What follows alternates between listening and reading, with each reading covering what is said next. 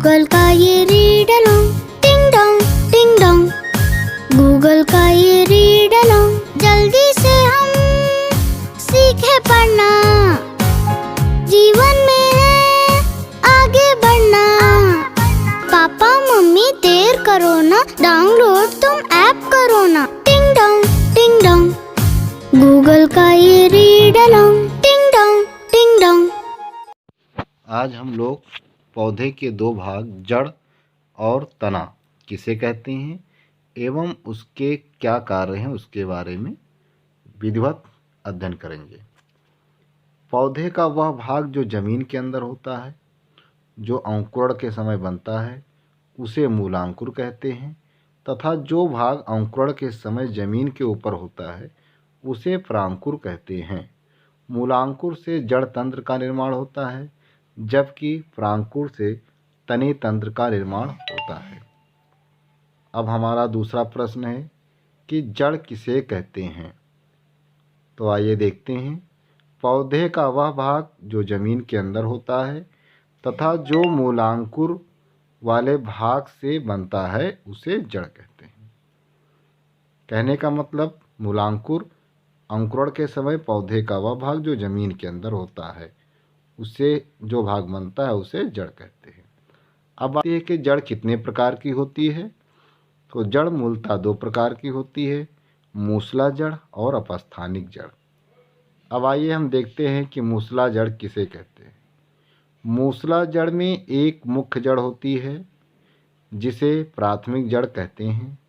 मुख्य जड़ से अनेक पतली पतली शाखाएं रेशेदार निकली होती हैं जिन्हें द्वितीयक और तृतीयक जड़ें कहते हैं, जैसे चना, मटर और सेम की जड़ें।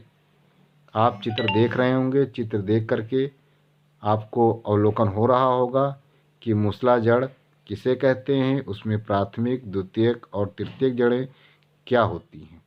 अब हमारा दूसरा भाग है अपस्थानिक जड़ किसे कहते हैं। तो आइए देखते हैं। बीजों से निकले मूलांकुर की वृद्धि जब रुक जाती है तथा तने के आधार से अनेक छोटी छोटी शाखाएं रेशों की भांति निकलती हैं और एक झुंड सा यानी एक गुच्छे सा बना लेती हैं, जिन्हें हम अपस्थानिक जड़ कहते हैं।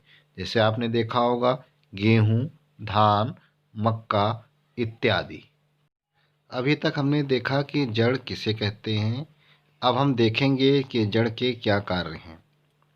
तो जैसा आप देख रहे होंगे, जड़ पौधों को भूमि में स्थिर रखती है तथा मूलरोम की सहायता से, मूलरोम यानी पौधे की जड़ों में जो महीन महीन से रेशे निकलते हैं उन्हें मूलरोम कहते हैं, तथा मूलरोम की सहायता से भूमि से जल तथा घुले खनिज लवण का अवशोषण करती है, जिससे पौधे अपना भोजन बनाते हैं। तो जड़ का ये बहुत ही प्रमुख कार्य है।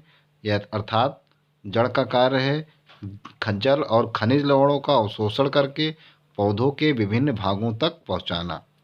अब दूसरा हमारा जो भाग है पौधे का मुख्य, वो है तना, जो प्रांकुर के माध्यम से बनता है। तो आइए देखते हैं तना किसे कहते हैं एवं इनका मुख्य कार्य क्या है।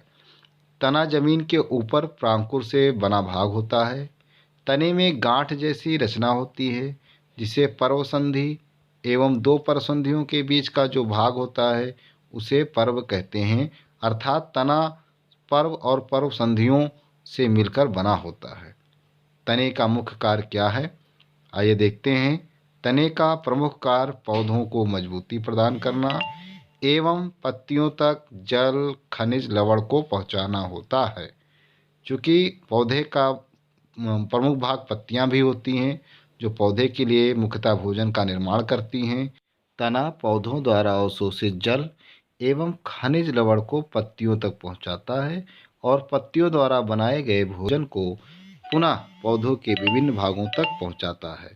इस तरह हमने देखा कि जड़ और तने किसे कहते हैं एवं इनके विभिन्न कार्य क्या हैं।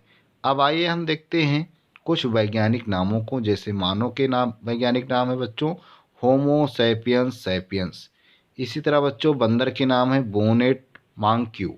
मेढक का वैज्ञानिक नाम है राना टिग्रीना। गाय का वैज्ञानिक नाम है बॉस इंडिकस।